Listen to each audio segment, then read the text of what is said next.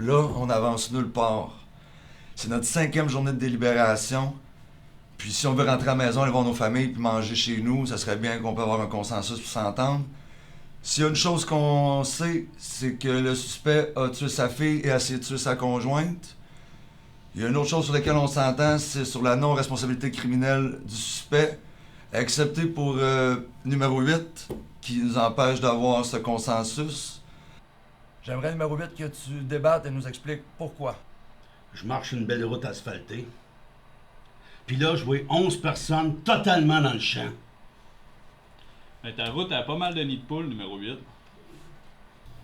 Ouais, c'est vrai. C'est pas le nombre d'appuis qui fait la vérité. Mais n'empêche qu'il y a certaines études qui aident à la découvrir, la vérité, dont l'ouverture d'esprit. Mais surtout, ne pas être biaisé par ses préjugés. Le juge nous demande de choisir entre coupable ou non criminellement responsable. Les preuves de la défense démontrent que l'accusé a souffert d'une amnésie dissociative. Il a perdu conscience quelques minutes. Il a repris connaissance dans la chambre de sa fille, le couteau à la main ensanglanté, sa conjointe qui hurle dans une autre pièce, sa fille gisant au sol.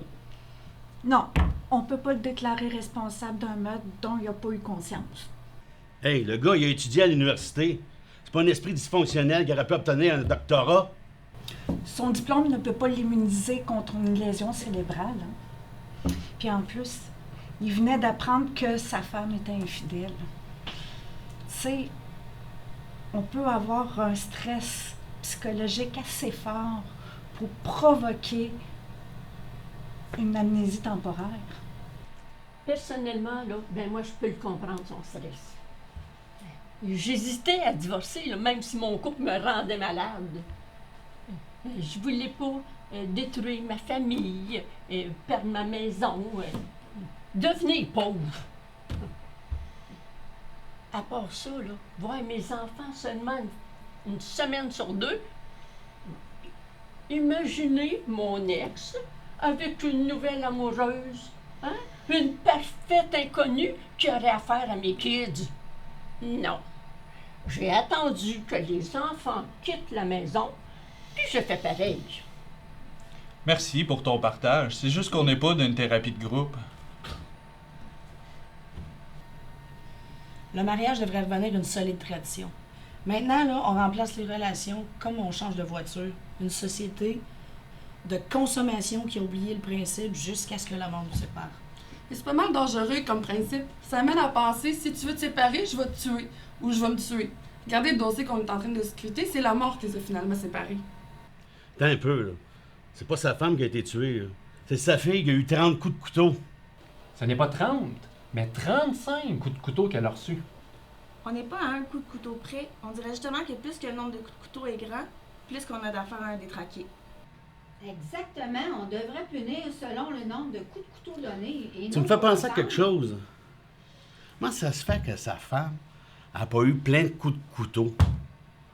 Le gars, il sort en mode hypnose meurtrier, va chercher un couteau, se rend vers elle, puis là, il en donne juste un, puis il atteint aucun organe vital. Il voulait la faire souffrir pire qu'une lacération en ayant un enfant tué, puis elle en restant vivante. Il est intelligent, le salaud. Mais plus malin que lui. Il s'en sortira pas de même. Wow. J'ai déjà souhaité la mort de mon ex. Même fait des scénarios fantaisistes de meurtre parfois. Jamais, par contre, jamais je n'ai eu une pensée de lever mon petit doigt sur mes enfants. C'est horrible, ça. Le soir avant de se coucher, l'accusé a parcouru le courriel de sa conjointe. C'est le même qui a découvert qu'elle avait une liaison extra-conjugale. C'est même comme ça qu'il a découvert qu'elle avait envoyé une vidéo à un autre homme. J'imagine même pas la douleur que ce gars-là a pu ressentir. Mais douloureux au point de commettre un crime ou douloureux au point de perdre la mémoire. Parlant de mémoire, j'aurais aimé ça me la faire rafraîchir. On peut-tu la revoir, la vidéo sexy? Non, merci le comique. C'était tellement dégradant. Quel manque de respect d'utiliser son propre corps pour en attirer un autre quand t'es marié. Numéro 9 disait que le mariage, c'était plus sacré. Mais j'aimerais rajouter que c'est un contrat qu'on ne respecte plus. Dans le privé, quand tu respectes pas un contrat, Tu peux te faire poursuivre. Ça devrait être la même chose quand tu te fais tromper. Pouvoir demander des dommages-intérêts. Aujourd'hui, atteindre ta réputation peut t'apporter de l'argent. Pourtant, se faire tromper, ça apporte les mêmes troubles psychologiques. Hey, le président demandait de rester concis. Si je voulais jaser, j'aurais appelé un ami pour prendre un café. Chaque jour que je passe ici me coûte de l'argent. Puis je vais vous dire, c'est de moins en moins excitant. On peut-tu revenir au type de condamnation?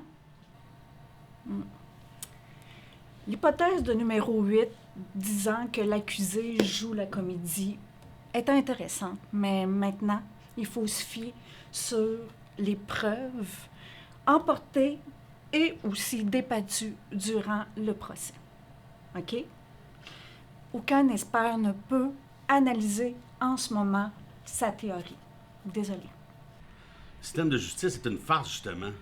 Il n'y en a pas un seul qui a soulevé ce point-là ou remet en doute l'intégrité du tueur. Trop de technicalités qui opaquent la vérité.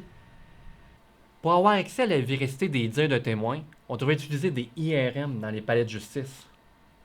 Un IRM? C'est quoi ça, un IRM? Imagerie par résonance magnétique. En médecine, c'est utilisé pour diagnostiquer les patients. Oui, puis on peut analyser avec un IRMF quelles parties du cerveau sont activées. Exemple, si mettons on a accès à notre mémoire, c'est une partie quelconque qui est activée. Puis si on invente un événement, ben là c'est une autre partie. Fait qu'avec ça, dans un palais de justice, on va toujours savoir si la personne dit la vérité ou si elle ment. On n'a pas assez d'IRM pour soigner tous les citoyens dans notre merveilleux système de santé. Ça m'étonnerait qu'on en trouve dans les tribunaux.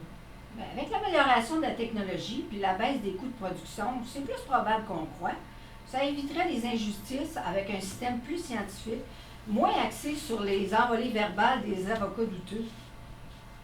J'avoue que d'être impliqué là-dedans, ça nous fait remettre en question tout le système judiciaire. On est 12 personnes issues de milieux différents qui n'ont aucune connaissance là-dedans, puis on va prendre une décision qui va avoir un impact sur la vie de plein de gens.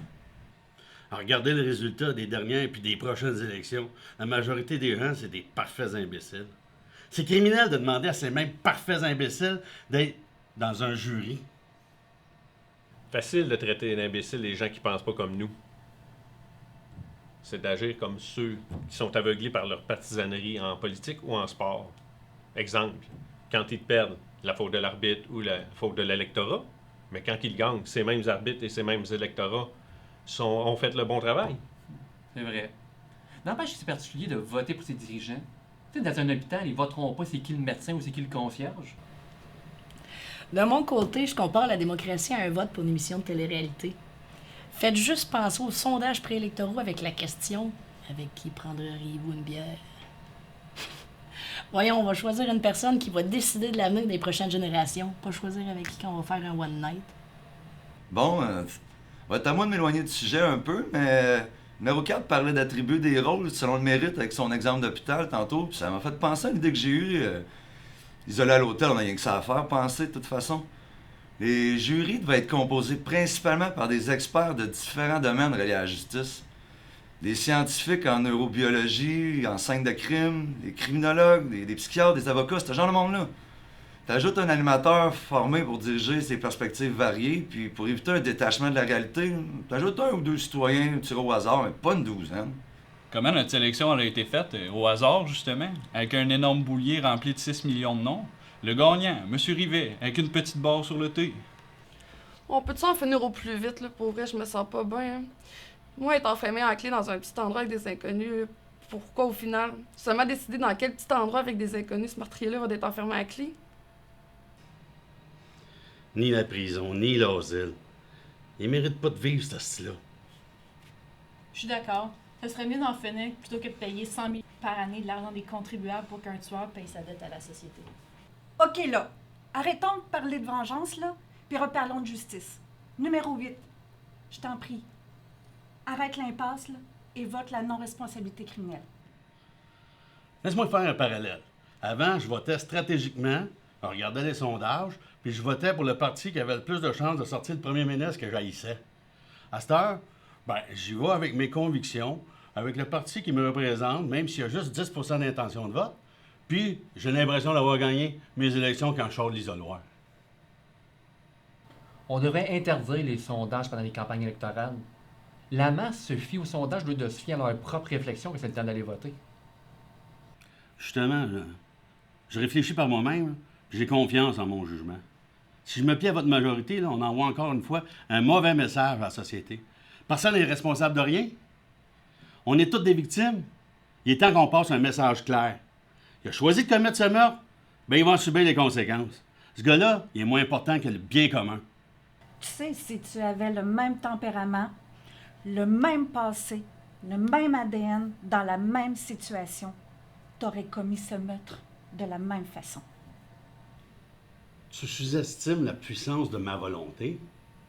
Regarde, je me lève, je marche, je suis le maître de mes actions. C'est ton cerveau qui est maître de tes actions, pas toi. Tu veux dire que j'ai aucun contrôle sur mes gestes? Donc,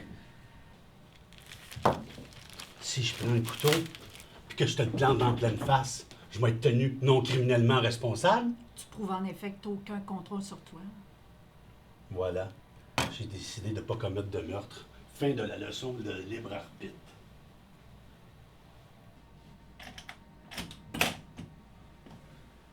Que se passe-t-il?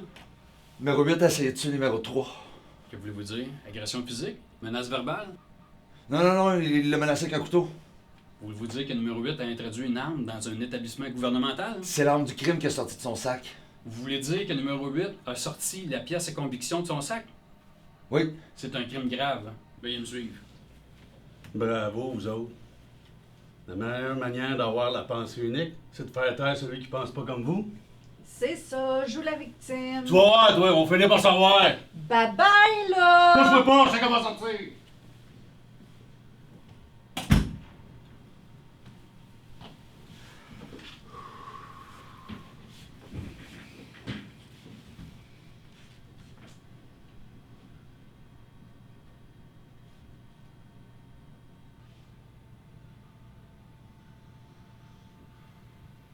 Hey, c'est dommage qu'on n'ait pas le droit à nos téléphones cellulaires. J'ai failli filmer le premier meurtre dans une salle de jury de l'histoire de l'humanité. Bon, OK. Faisons le vote au plus vite qu'on en finisse. Que ceux qui croient que l'accusé est non responsable criminellement lèvent la main. OK. Ceux qui croient que l'accusé est responsable criminellement. Oh, Seigneur! On va faire dîner ici. C'est qui est d'accord pour de la pizza?